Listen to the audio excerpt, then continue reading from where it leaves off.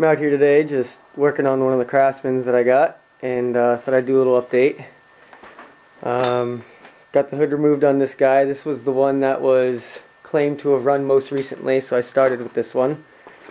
And it seems that the guy was telling me the truth, because it fired right up after a little carburetor cleaning, some spark plug cleaning, and a little bit of oil in there, and she ran pretty good yesterday. I was quite surprised, actually. This coming after I fixed the throttle. This was the old throttle on my Murray, which basically easily adapted to the Craftsman, no problem. So that's all well and good. The steering I fixed up. I just had to rebolt the mount down at the bottom. That one was just unbolted.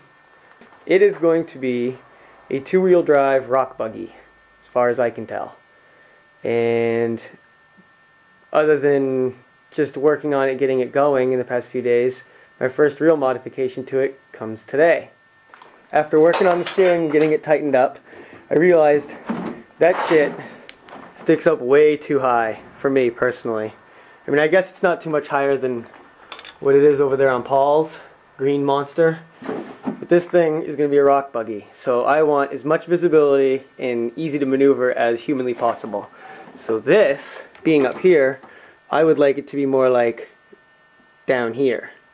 And so that's going to require some cutting and welding and creative thinking, because I want to still be able to remove this collar and take this apart and not just basically weld the steering wheel right to the stem, so this dashboard is never removable.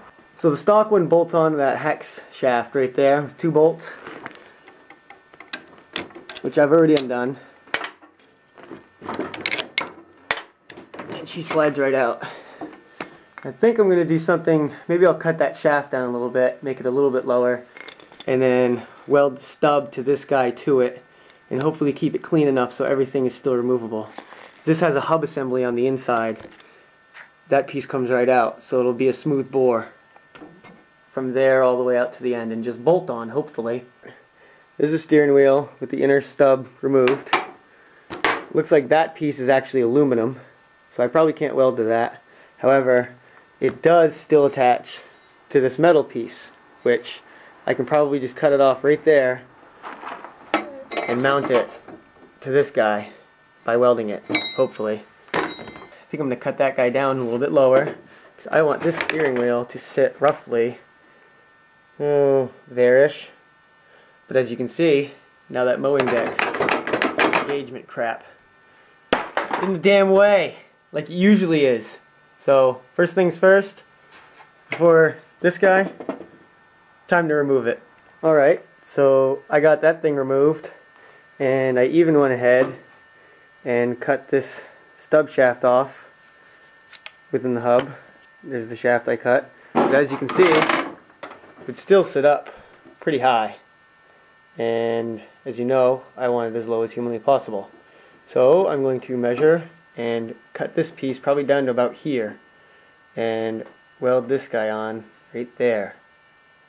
Alright, so that piece is cut off pretty short, and I now have my other stub that has been cut off pretty short, and now it's time to make the two one by basically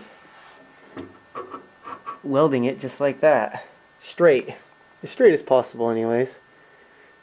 Solder tacked on there just to be safe, make sure it's straight. I also took this little black collar off that holds the steering in position right there, just because I didn't want it to melt. It's made out of plastic, so I figured I'd save that. And as you can see, when I spin, it doesn't look very crooked, so it's good enough for me. Like I said, that's just tacked in there right now, so I'm going to go ahead and lay down a hot bead, and we'll see how she holds up.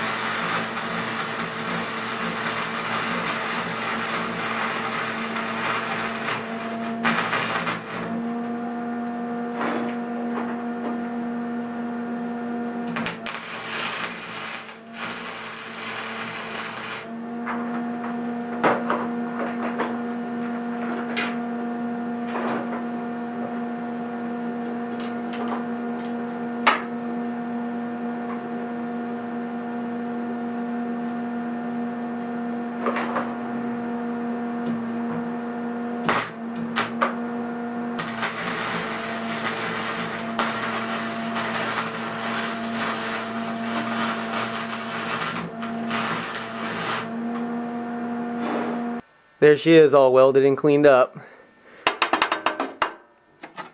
This is what Big Blue's for. She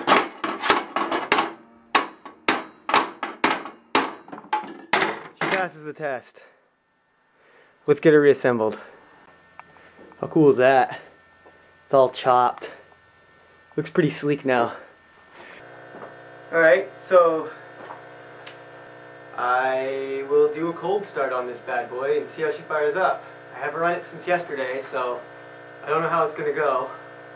But we'll give it a try. I got it hooked up to the battery charger, and I actually got it jumpered to my other Murray lawnmower, so hopefully it turns over.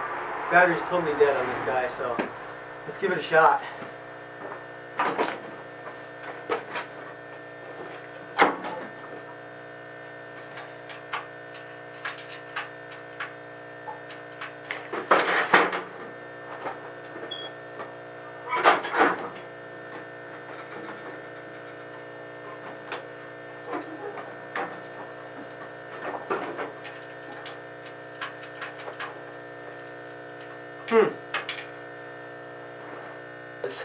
When I removed the lawnmower deck engagement bar, it basically made it so it wasn't applying pressure to a safety switch that was in the lawnmower to basically shut it off when you fell off the lawnmower, or so you can't start it with the lawnmower deck engaged or whatever.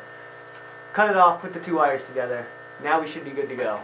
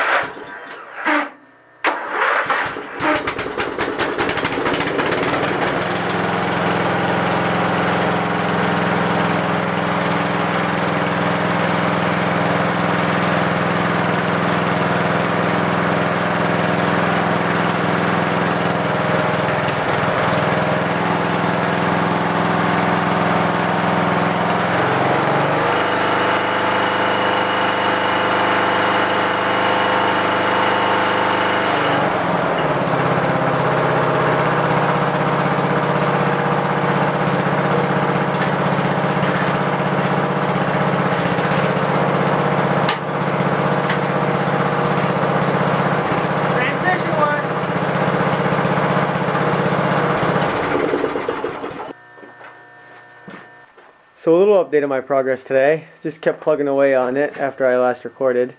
I got the rear metal removed, that rear fender, and took the seat off obviously, and took this rear tow hitch off the back, so now I can see the transmission and all the crappy wiring I've got to replace.